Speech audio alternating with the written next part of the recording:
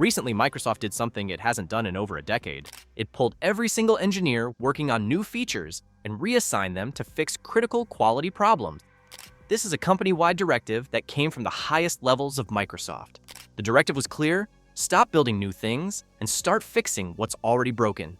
Because after 2.5 years of Windows 11, the complaints aren't slowing down, but getting louder. When Microsoft launched Windows 11, the pitch was simple. Windows 11 would be faster, more secure, and more beautiful than Windows 10. Microsoft talked about a refined design language, centered taskbar, rounded corners, and new widgets. They emphasized performance improvements, better memory management, faster wake from sleep, more efficient use of modern processors. They introduced Android app support through the Amazon App Store integration. They pushed Windows 11 as the operating system built for hybrid work, with better virtual desktop, support, snap layouts, and Teams integration baked directly into the taskbar. Security was a major selling point too.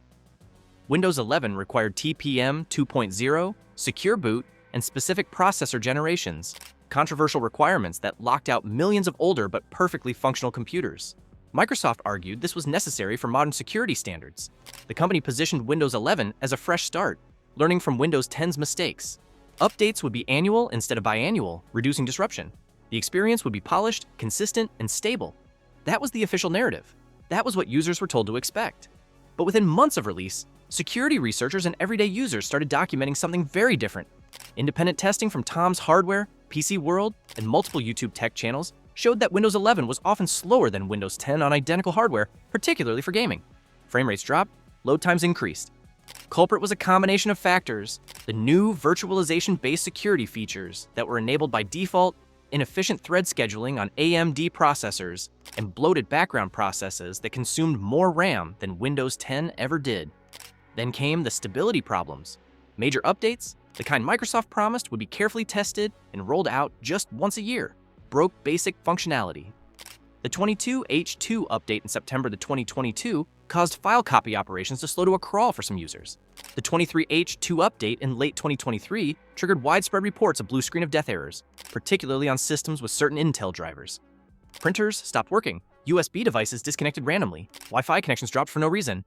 But here's where it gets worse. Microsoft's own Windows Insider program, the beta testing channel designed to catch problems before they reach the public, wasn't preventing these issues. Users in the Insider program reported bugs weeks or months before updates rolled out to everyone. Microsoft pushed the updates anyway. Security researcher Kevin Beaumont documented multiple instances where critical bugs flagged and Insider builds shipped to production unchanged. The feedback loop was broken. Microsoft was collecting data from millions of testers and then ignoring it. You probably think the solution is simple: just test updates more carefully before shipping them. But the problem isn't testing. It's how Microsoft fundamentally builds Windows now. To understand why, you need to know about something called continuous integration.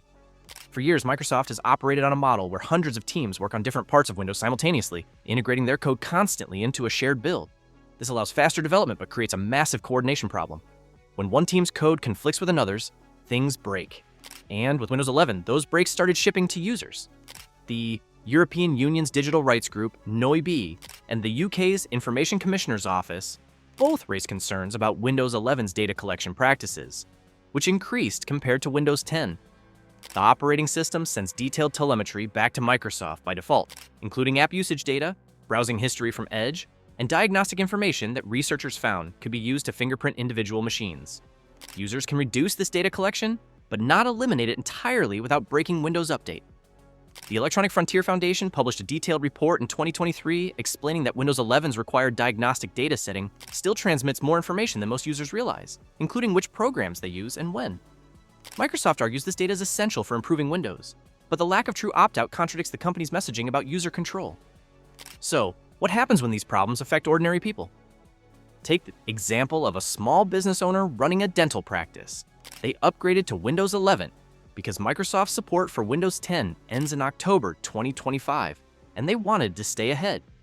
3 months later, a Windows update breaks their practice management software, the system they use to access patient records, schedule appointments, and bill insurance. The software vendor says their application worked fine before the update. Microsoft says the software needs to be updated. The business was stuck in the middle, unable to access critical data with patients waiting.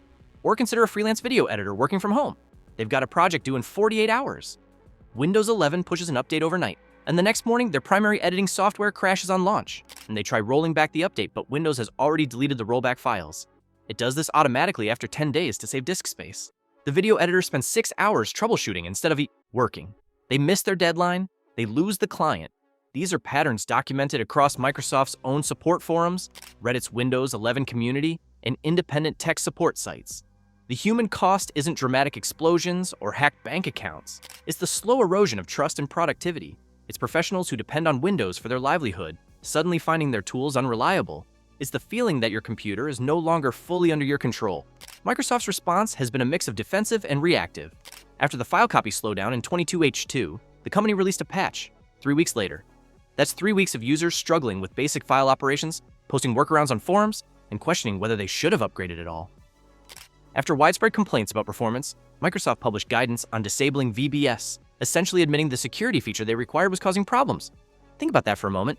The company made TPM 2.0 and VBS mandatory requirements, locked out millions of older PCs, and then told users to turn off the very features they claimed were essential. In late 2023, Microsoft announced a hot patch system for Windows 11 Enterprise that would allow security updates without reboots. But this feature still hasn't reached consumer versions of Windows 11. Enterprise customers get stability tools, while home users are left dealing with forced restarts during work hours. The company also introduced moment updates, smaller feature drops released between major annual updates. This was supposed to fix things faster, but it just meant more opportunities for something to break. Instead of one risky update per year, users now face multiple update cycles, each carrying the potential for new bugs. The pattern was clear. Microsoft kept adding complexity instead of addressing the core problem. Then came January 2025. According to a report from Windows Central, citing sources inside Microsoft, engineering leadership made an unprecedented decision. Every team working on Windows features, the people building new AI capabilities, designing interface updates, adding functionality, was reassigned to quality and stability work.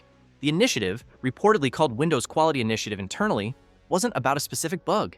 It was an admission that the entire development process needed to stop and reset.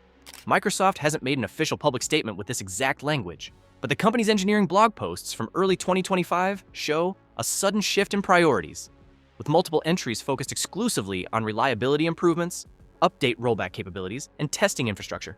The problem is, even this dramatic shift doesn't fix everything that's already broken. Windows 11 still forces updates on Home Edition users with no option to defer them more than a few weeks.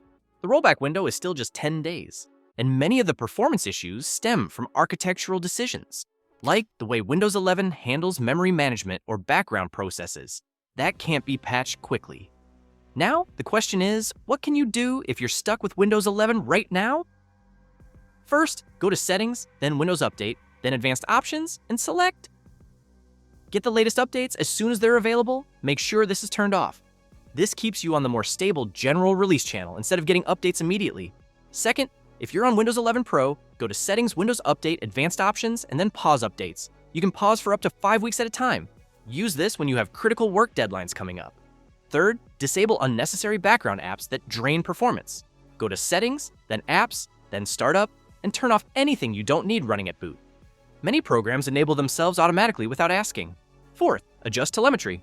Go to Settings, Privacy and Security, then Diagnostics and Feedback, and set it to send required diagnostic data only. This won't eliminate data collection, but it reduces it. For advanced users, there's one more step. Use the Group Policy Editor if you're on Pro or Enterprise. Press Windows key plus R. Type gpedit.msc, navigate to Computer Configuration, Administrative Templates, Windows Components, Windows Update, and enable Configure Automatic Updates. Set it to Option 2, Notify for Download and Auto Install. This gives you more control over when updates happen. Again, this is advanced and optional, but it can prevent updates from installing at the worst possible moment. Here's what this all comes down to. Your operating system isn't just a tool anymore. It's a service Microsoft controls, updates remotely, and uses to collect data about how you work. Windows 11 was supposed to represent a new chapter, cleaner, faster, more secure. Instead, it became a case study in what happens when a company prioritizes, shipping features over maintaining stability. The decision to pull engineers off new development is significant, but it's also long overdue. Microsoft had the feedback, they had the bug reports, they had the insider data, they chose to ship anyway, and millions of users paid the price in lost productivity and frustration. So, here's what you should do. Either go into your Windows settings right now and pause updates for the next few weeks to protect yourself during critical work, or share this video with someone you know who's struggling with Windows 11 and doesn't understand why their computer keeps breaking. Drop a comment telling me which one you chose. It creates accountability and helps other viewers see they're not alone in this. The engineers working on Windows didn't want this to happen. The users dealing with broken updates didn't deserve it, but the system that prioritizes growth and features over stability made it inevitable. Microsoft's decision to hit pause is a start, but real change means giving users back control. Control over when updates happen, control over what data gets sent, control over whether their tools stay reliable. You can't outsource trust. It has to be earned, one stable update at a time. Don't let anyone convince you otherwise.